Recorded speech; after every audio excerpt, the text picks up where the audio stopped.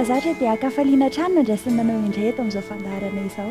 Andro maromaro izay ny lasa kanefa antenainay fa mbola mazoto hatrany ianao hanaraka izao toy amin'ny fandaharana izao. Toy mahazatra ary anay isika hiaraka iombom-bavaka indray.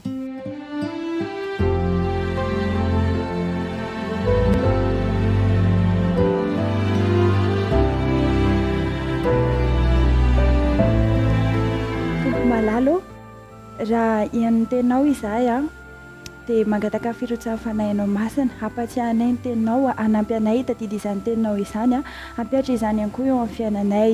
Izany hoe ny sangatany amin'ny naranao hatrany.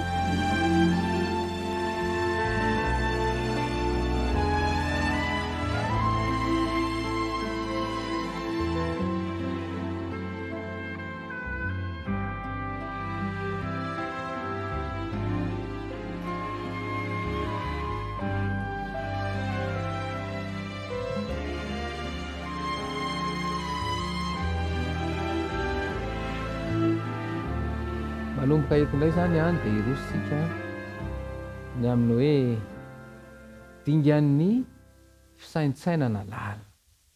Raha fitinana kely nizara teo aloha izany dia averimberina hoe mifandray mivantana amin'ny olombelona ao amin'ny saina Kristy. Ary arakaraky ny anaovanao an'izay fisaintsainana izay dia mazava mantsaina ny sitrapony ary tarikanao amin'ny fanambakevitra tsara.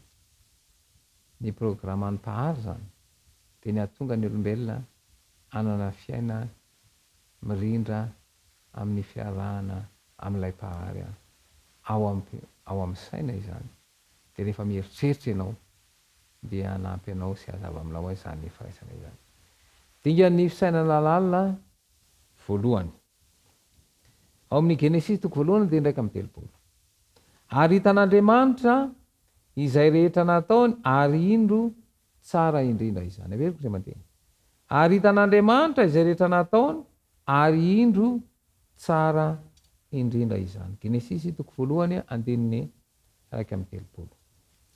Ny fomba namoronan'ny mpahary izao rehetra izao dia manamafy fa misy fifandraisana ety dia ety eo amin'ilay ray mpahary sy ny olombelona izay noforonina.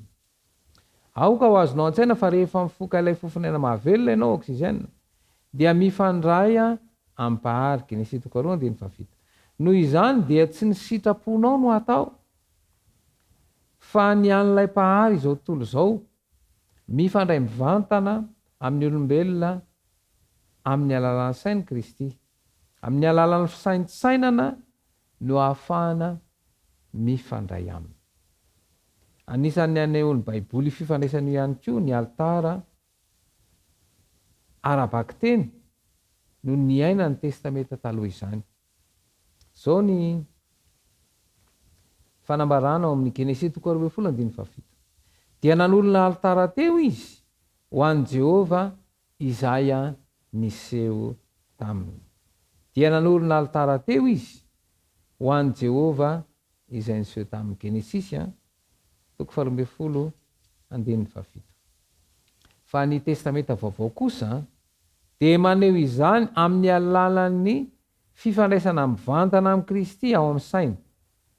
Misy altara fahamarinana ao amin'ny fiainan'i Jesosy Kristy izay tokony ho fantatry ny kristianina rehetra. Raha mifandray tsy tapaka amin'ny Kristy ny mpianatra iray ka feno zotom-po mandinika ny soratra masina dia ho vontony teny ambaran'ny Baiboly ny saina. Ao anatin'izany fifandraisana izany dia efa naolona altara tena izy.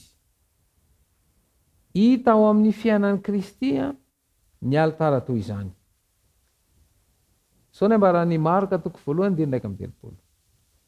Dia ny fomaraina alina koa izy dia Jesosy izany dia nivoaka nakany an-tany foana ka nivavaka tany. Marka 1:1-5.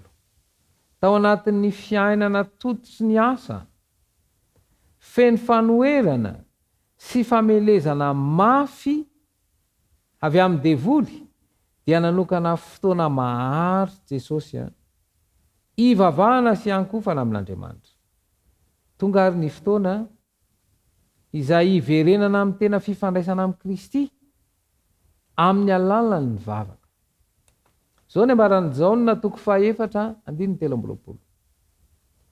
Vavy ny andro sady tonga ankehitriny raha ny tena mpivavaka hivavaka amin'ny ray amin'ny fanahy sy ny fahamarinana, fa ny ray koa mitady ny mpivavaka aminy ho tahaka izany. Averiko ndray mandeha levaky teny.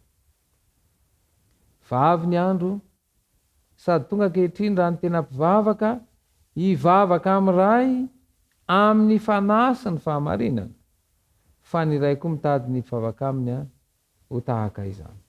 Zay ny ambaran'ny Jaona 4:7. I Davida dia nitsaintsaina mandrakariva ny teny. Zao ny ambarany eo amin'ny Salamo 7:30. Ny alohan'ny fiambenana amin'ny alina ny masoko mba hisaintsainako ny teninao. Averiko ndray mandeha ilay teny.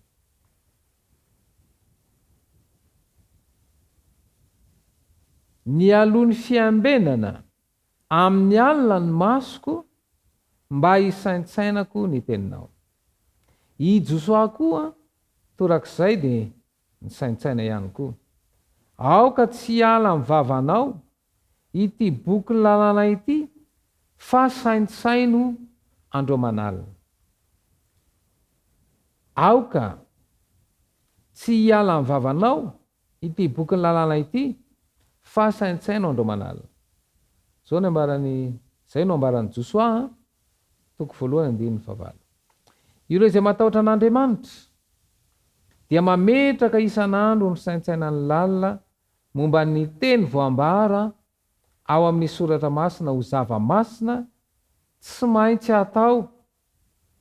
Toy izany koa ny fieritreretana momba ny asa nataon'ny mpahary ary ny fitanisana ny zava-tsoa nataon'i Kristy. Ilay ohatra ho antsika.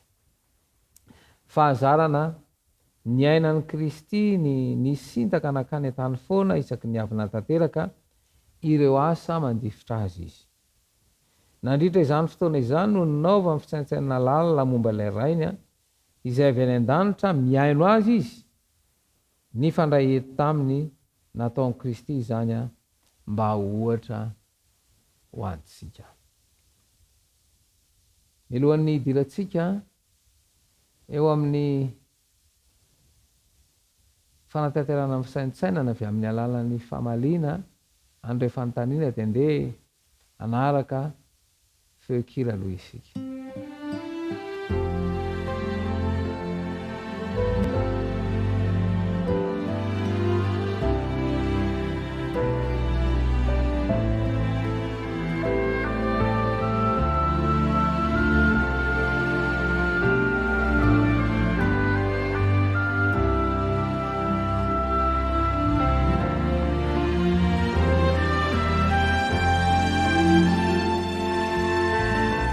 Eny ary iroso amin'ity fotoanany fisaintsainana lalina ity isika.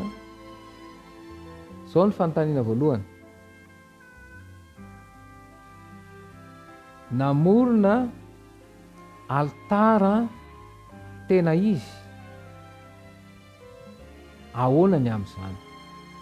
Ahoana zany ny amin'ity hoe mamorona altara tena izy araka nambarany tatao. Fantana faharoa dia zao, mifandray ety amin'ny Kristy. Ahoana ny fomba natanterahana an'izany?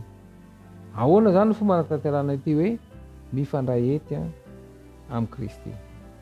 Rehefa mieritreritra an'izany ianao, mieritreritra an'ireo fanontaniana napetraka ary anazava amin'ny fisainanao ny fanahy masina, dia iresaka mivantanao an-tsainao ny tena hevitra izany. Dia rehefa fantatra izay dia afaka mamaly ilay fanontaniana manaraka hoe inona no tokony ho atao. Ny dingana isan'andro izany alaisanao fanapa-kevitra dia anova ny fahazarana tsy mety raha toka miainao anatin'izay. Andeha anasanao nolokanao fa hivavaka isika. Rainay izay ny an-danitro ianao ilay raina alilanitra sy ny tany tomatombataka ny mpanjaka mahazana rehetra atolotra eo anareo ihany dera ny laza ary ny voninahitra malakizay fa ny fahasoavany kosa ny rehefa manazava ny fisainan'ny fanamasina dia tsaba fiadanana izay misotranao no ny teny aoka ho azonay tsara izany ka izy fiantraikany eo amin'ny fifandraisana aminao ka matena ho ara-panahy tokoa ny tsirairay avy tononona sy angatana amin'nanao tsoky tia mivavaka. Amen.